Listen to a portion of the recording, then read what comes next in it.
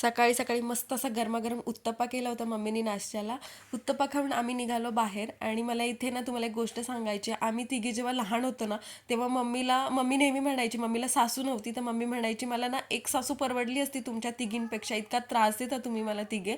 आणि तेव्हा ना आम्हाला तिचा राग यायचा, पण आता मला कळतं की धैर्य मला किती त्रास देते. आणि त्याच्यावरनं खरंच आम्ही तिघींनी आमच्या मम्मीला किती त्रास दिला असेल.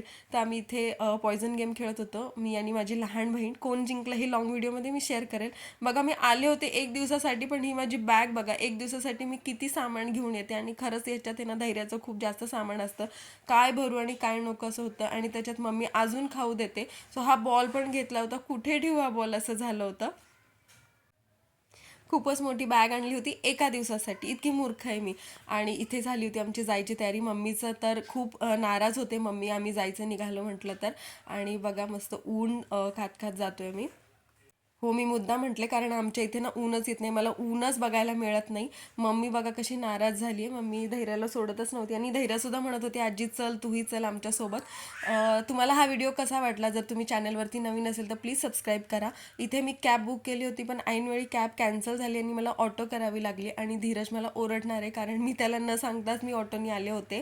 कारण धैर्याला इथे सर्दी झाली आहे आणि ऑटोनी खूप हवा लागते, त्याच्यामुळे तो नाही म्हणतो. धैर्यसुद्धा नाराज होते की जेव्हा ती आजीला सोडून येते तेव्हा. सो तिला अशी कॅडबरी दिली होती काकांनी आमच्या जवळच्याच. मला उशीर झाला होता त्याच्यामुळे लंच न करताच आले. तर आई ती आईच असते. मम्मीनी मला आणि धीरजला ऑलरेडी डबा पॅक करून दिला होता. मस्त असा मसाले भात दिला होता आणि शेंगदाण्याची चटणी तर माझ्याकडे होतीच.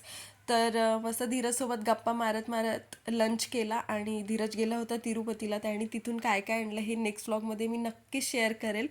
तर त्याच्याच गोष्टी ऐकता ऐकता आमचा मस्त लंच चालला होता. आणि त्याला असं वाटत होतं मी त्याला शूट करते, म्हटलं नाही मी मला शूट करते. चलो ठीक आहे, भेटूया नेक्स्ट व्लॉगमध्ये. Bye bye.